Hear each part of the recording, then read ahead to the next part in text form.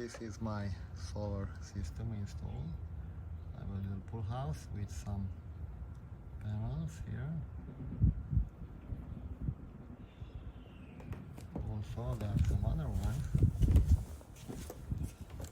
longer panels over here. I'll show you more.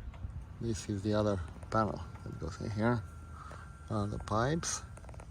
This is a 15.5 feet long. There is a connection up there, goes to the pool, and one here. And also, all the other pipes going into the pool.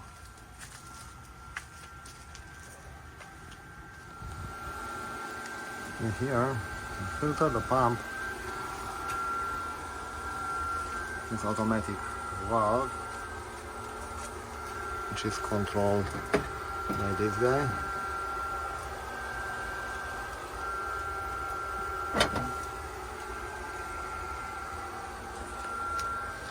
Valve.